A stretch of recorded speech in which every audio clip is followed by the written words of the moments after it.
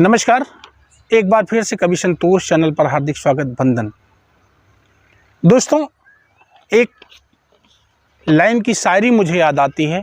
दुलार चंद्रहास जी ने लिखा था कि नारियों तेरा नारित्व क्या हो गया, खो दिया तूने दायित्व का कारवां।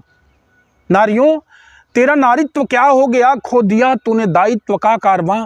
बन बहारों की मल्लिका जलाती चमन, पुष्प मुरझा उठे क्या करे बागवां। एक शब्दों के माध्यम से चोट है नारी समाज पर, और ऐसी बदचलन नारियों के लिए कवि जी ने ये दो लाइन लिखी थी। जो कहानी मैं बताने जा रहा हूँ ये जबलपुर की कहानी है।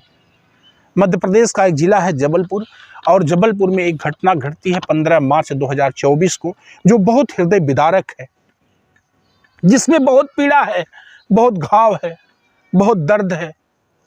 और इसलिए इसमें इतना दर्द है कि जब अपनी संतान, जिसको हमने पैदा किया, जिसको हमने पाला पोसा पढ़ाया लिखाया, अगर वो मेरी अपनी संतान मेरे साथ विश्वासघात करती है तो निश्चित तौर पर इससे बड़ा दुखद दुनिया में कुछ नहीं हो सकता है। ठीक ऐसे हुआ है। एक छोटा सा परिवार है मध्य प्रदेश के जबलपुर रेलवे हेडक्वार्टर के बगल में ब्लॉक नंबर 363 के मिलेनियम कॉलोनी में एक परिवार रहता है। वो परिवार बड़ा अच्छा और सुंदर परिवार है। राजकुमार विश्वकर्मा नाम है। राजकुमार विश्वकर्मा, उनकी पत्नी, एक बेटा तनिष्क विश्वकर्मा और एक बिटिया है जिसका नाम काव्या है।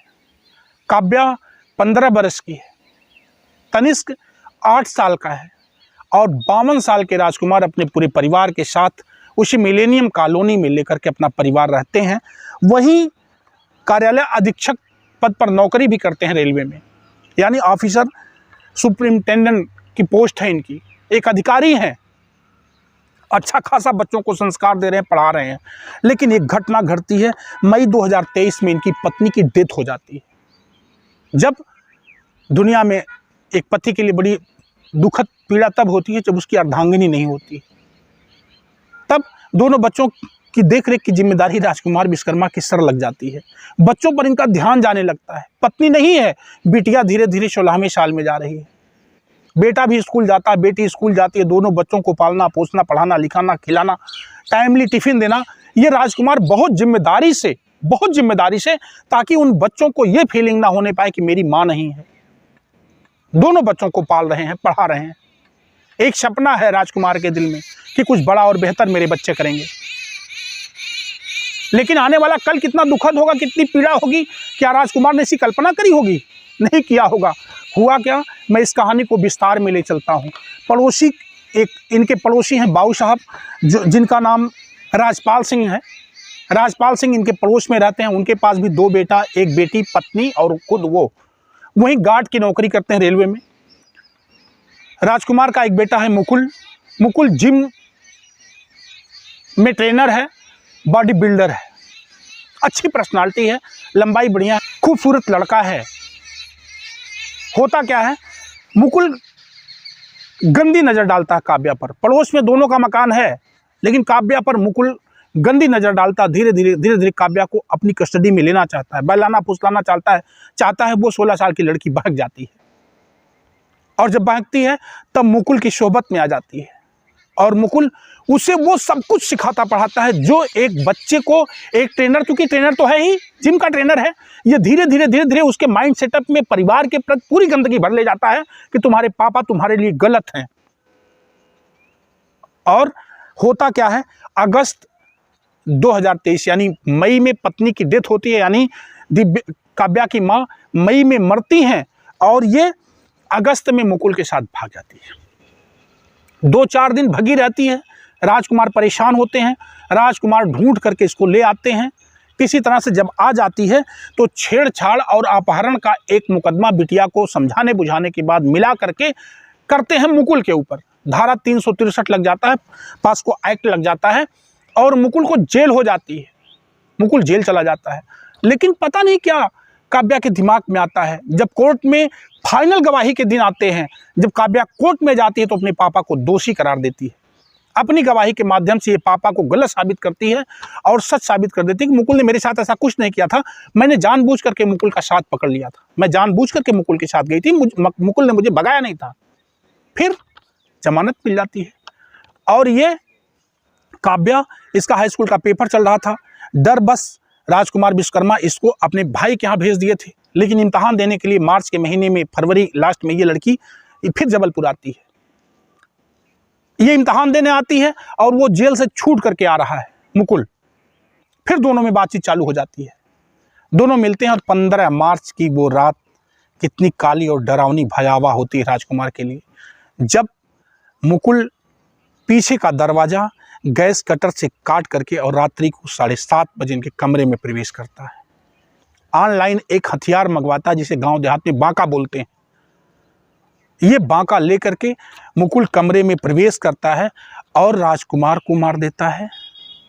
तनिष्क देखता रहता है। फिर काव्या के इशारे पर वो तनिष्क को भी मारता है। सर में राजकुमार के पोस्टमार्टम करने वाले डॉक्टर हर्ष लोधी ने बताया है कि सर में 10 बार बांके से वार किया गया है राजकुमार के, और 4 बार वार किया गया है तनिष्क के सर खोपड़ी में।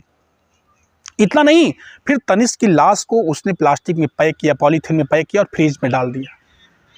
फिर राजकुमार की लाश को प्लास्टिक में, पॉलीथीन में पैक किया और बेड पर लेटा दिया। इसके बाद दोनों आराम से नाश्ता बनाते हैं, चाय बनाते हैं, खाते पीते हैं, 9 घंटे कमरे में रंगरलिया करते हैं बढ़िया से। भोर में 3 बजे अपनी मोपेड लाल कलर की स्कूटी निकालता है और लेकर के बाहर जाता है। जब मुकुल बाहर निकल जाता है, उसके ठीक 5 मिनट के बाद काव्या भी बाहर जाती है और थोड़ी दूर जाने के बाद दोनों गाड़ी पर बैठते हैं, निकल जाते हैं। मोबाइल बंद है। काव्या अपने मम्मी की मोबाइल लेके भगी है, अपनी मोबाइल कमरे में छोड़ देती है। पुलिस वालों को सूचना होती है, लाश को ले जाते हैं, पोस्टमार्टम करवाते हैं। पोस्टमार्टम के बाद इस घाव को बताया जाता है कितनी बेरहमी से सर कूच करके राजकुमार और तनिष्क की हत्या की गई है। कितना दर्द है, कितनी पीड़ा है कि जब अपनी संतान अपने साथ इस तरह का व्यवहार कर रही हो।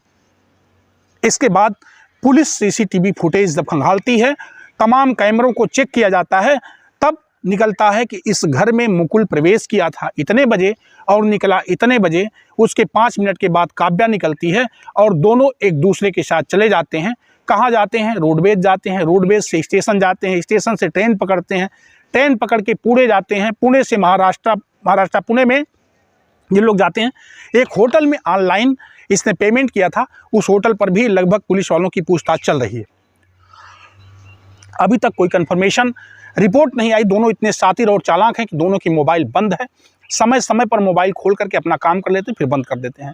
किसी एक कंपनी ने 30,000 रुपये मुकुल को ट्रांसफ़र भी किया है, जो छत्तीसगढ़ की कंपनी है। क्यों पैसा दिया है उसने मुकुल को, इसका भी खुलासा होना बाकी है।